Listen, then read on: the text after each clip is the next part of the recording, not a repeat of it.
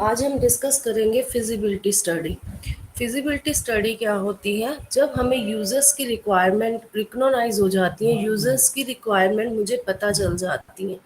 By the initial investigation a user has recognized their needs and user requirement are determined by the and the problem has been defined. Apart from this, the initial investigation is launched to study the present system and verify the problem in systematic way. यहाँ पर क्या हो रहा है, जब हमें users की requirement पता चल गई, हमने उनको रिकॉग्नाइज कर लिया, तो हम क्या करवाते हैं, प्रॉब्लम को डिफाइन होने के बाद हमने उसको इनिशियल इन्वेस्टिगेशंस को लॉन्च करवा के उस प्रॉब्लम को सिस्टमेटिक वे से, जो स्टडी हमने अभी तक करी है, तो हम उसके नेक्स्ट स्टेप में जाते हैं, जिससे हम क्या करवाते हैं कि जो नीड उनको है, क्या हम उसको फुलफिल कर सकते हैं। हम अपने इनिशियलाइज करवाते हैं कि हमारे उन काम को पूरा करने की कैपेबिलिटी और सारी थिंग्स हमारे पास है या नहीं। ये हमारी होती है फिजिबिलिटी स्टडी। फिजिबिलिटी स्टडी का ऑब्जेक्टिव क्या है? To identify the definition in the current system. Current system की क्या डेफिनेशंस है, उन करंट सिस्टम के क्या ऑब्जेक्टिव्स चाहिए आपको, to determine the objective of the propose system and to acquire a sense of scope of the system. System के बारे में पता लगाना and to identify the responsibility of the user. क्या रिस्पॉन्सिबल है यूजर, उसके लिए आइडेंटिफाई करवाना। एंड साथ में हमने feasibility to determine whether it is a feasible to develop a new system. हमारे पास 7 टाइप्स की मेन फिजिबिलिटी स्टडी होती है: technical, economical, operational, social, behaviour and management, legal and last is the time feasibility. Technical feasibility क्या होती है? During this study analyst identify the existing system. जो existing system है उसके हार्डवेयर एंड सॉफ्टवेयर हमारे उस काम को परफॉर्म करने के लिए एलिजिबल है या नहीं है। Consult the development determine whether these technical resources are sufficient for propose system और नॉट। उस काम को करवा पा रहे हैं या नहीं। If they are not sufficient, अगर वो सफिशिएंट नहीं है, तो एनालिस्ट क्या सजेस्ट करता है, उनमें जो चेंजेस करवाने हैं उनको परफॉर्म करवा दिया जाए। तो टेक्निकल फिजिबिलिटी स्टडी में हम सबसे पहले ये एनालाइज करवाते हैं, जो करंट सिस्टम हम उस सॉफ्टवेयर को डेवलप करने के लिए, उस प्रोजेक्ट को डेवलप करने के लिए यूज़ कर रहे हैं, वो हार्डवेयर और सॉफ्टवेयर उसके लिए सफिशिएंट है या नहीं है। मेन काम यहाँ पर ये होता है टेक्निकल का। और उनको हम कंप्यूटर सिस्टम, जो अगर उसमें कुछ न्यू रिक्वायरमेंट्स की नीड है, उसको एड अप करवाना। Whether the project can be carried out with the existing requirement.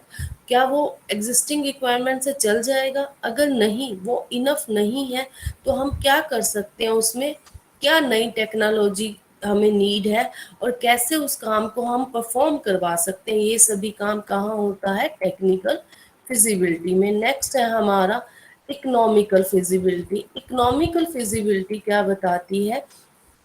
It is a most important study to determine the cost of benefits and proposed system at compare with the budget.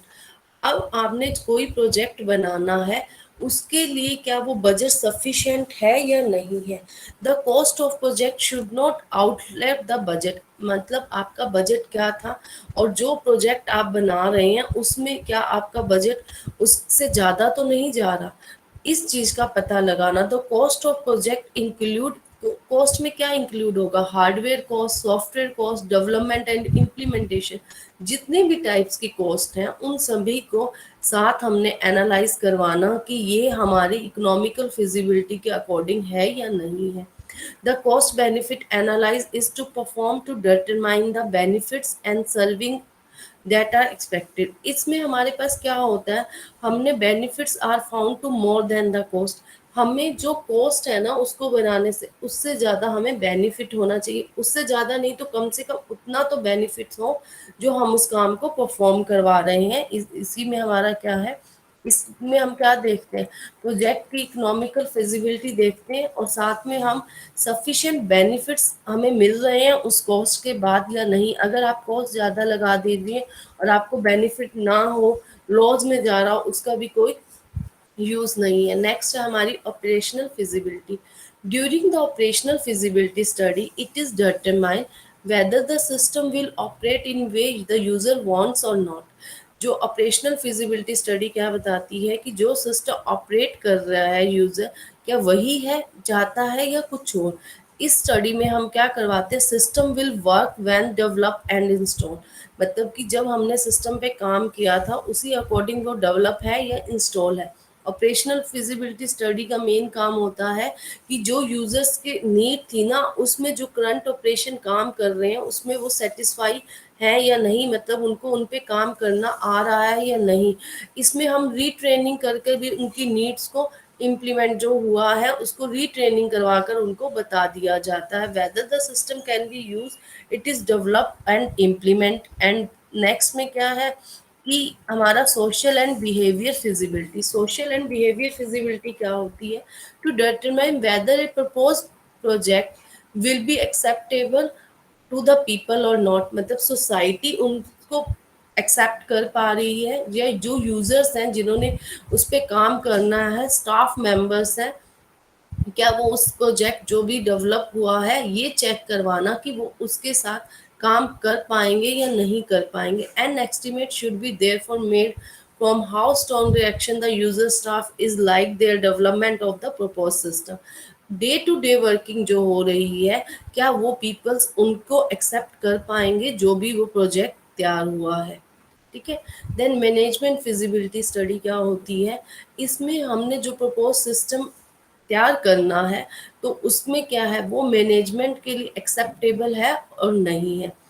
इस चीज का पता लगाना वो हमारा होता है management feasibility. Like आपने डिसाइड कर लिया आपने इस प्रोजेक्ट में ये बनाना है, तो मैनेजमेंट की फिजिबिलिटी को देखना, डिटरमाइन करवाना कि जो मैनेजमेंट हमारे साथ काम कर रही है क्या वो उस पर काम कर सकेगी या नहीं कर सकेगी। It does not accept the project, वो प्रोजेक्ट को एक्सेप्ट करेगी या नहीं करेगी। The analyst will consider the project as a non feasible one is also the। then is the legal feasibility। legal feasibility study क्या होती है, to determine whether the proposed project infringe on the known as act क्या है, उसके साथ कैसे काम करवा रहे हैं।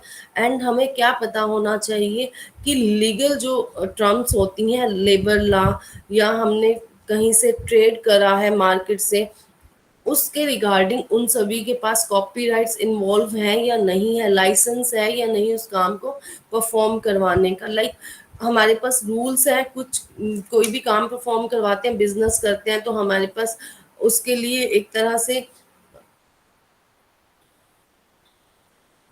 हमारे पास ट्रेडिंग होनी चाहिए कि हम उस काम को परफॉर्म करवा पा रहे हैं या नहीं। लाइक आप फॉरेन से कुछ माल को इंपोर्ट करवा रहे हैं या एक्सपोर्ट करवा रहे हैं, उसके लिए भी आपके पास उसकी अथॉरिटी होनी चाहिए। ऐसे ही लेबर लॉ है, उनको आप फॉलो करवा पा रहे हैं या नहीं करवा पा रहे, इसके अकॉर्डिंग हमें इसमें बताया जाता है। Then time feasibility study is determine.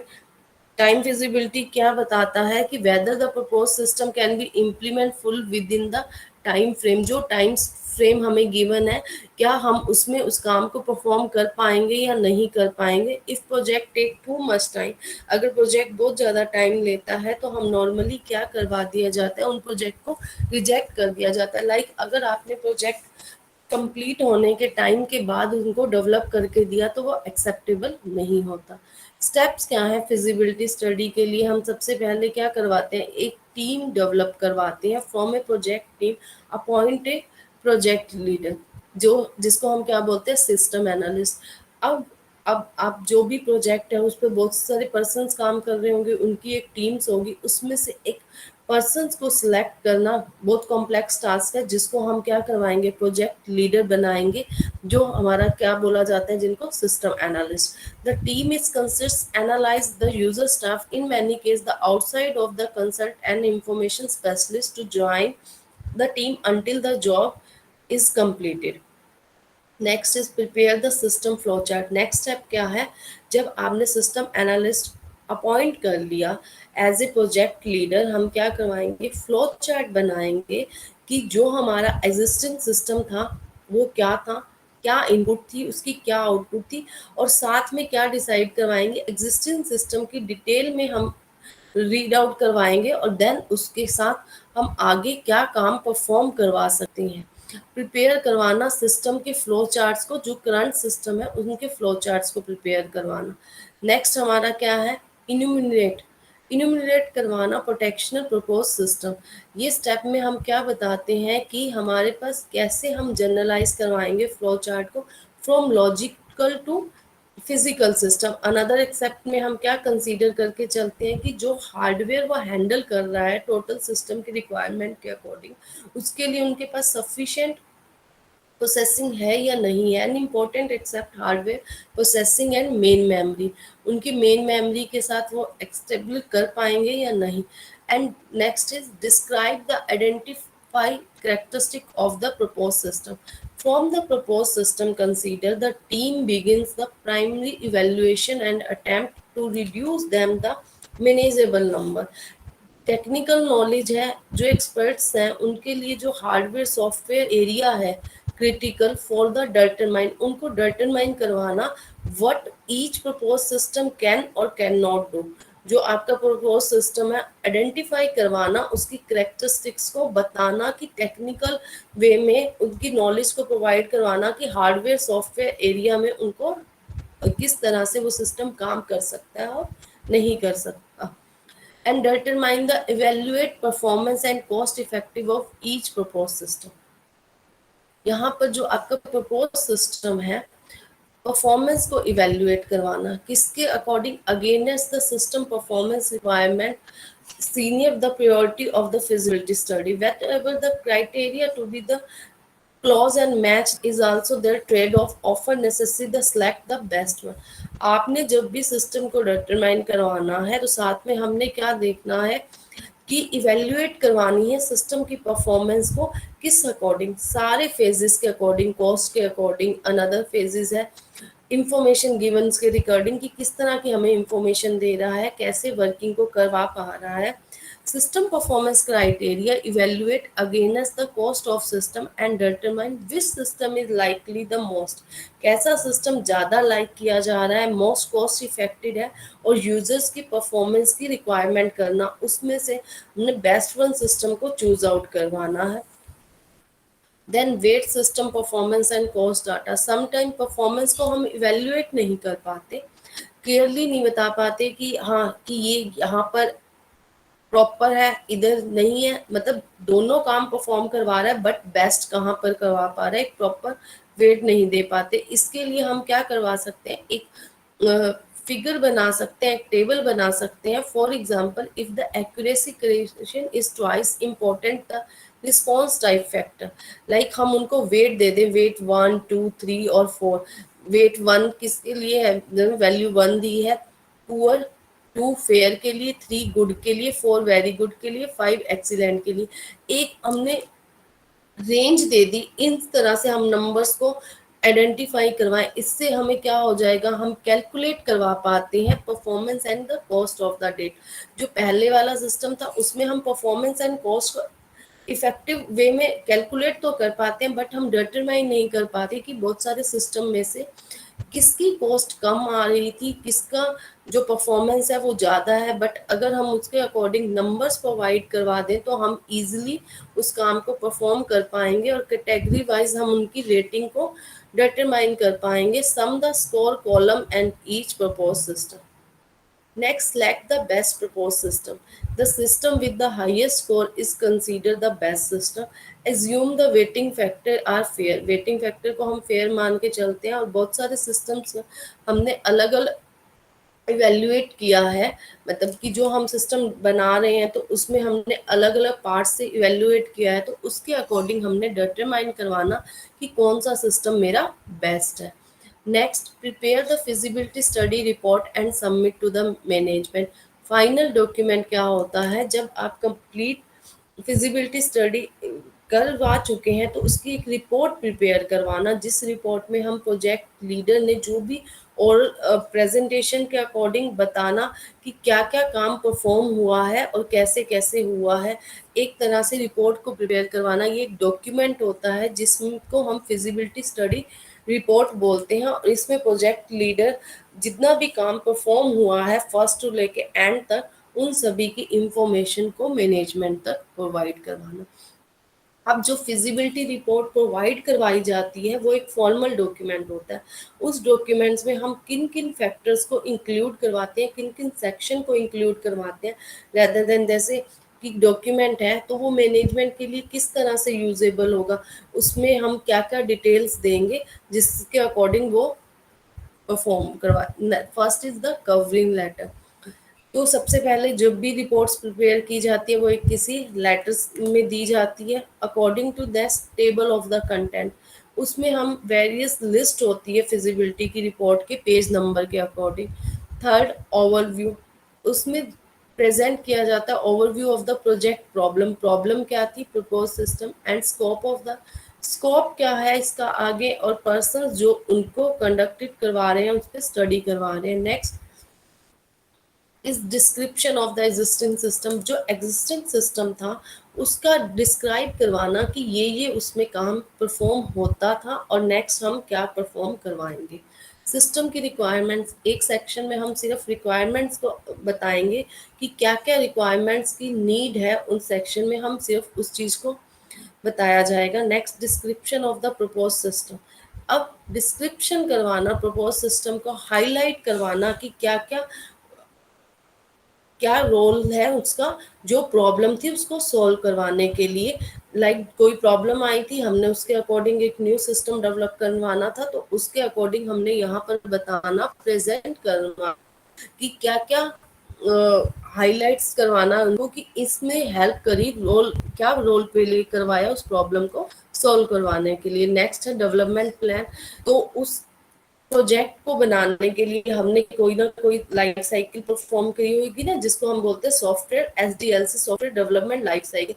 7 phases होते हैं जो हम पहले डिस्कस कर चुके हैं, उसके अकॉर्डिंग हमने उस सॉफ्टवेयर को बनाया, उसके डिटेल के बारे में बताना। टेक्निकल फिजिबिलिटी स्टडी में हम टेक्निकल वे में बताना कि हमने क्या क्या चीजेस यूज किया। नेक्स्ट, कॉस्ट एंड बेनिफिट्स को बताना कि कितनी कॉस्ट लगी और हमें क्या बेनिफिट्स हुआ है।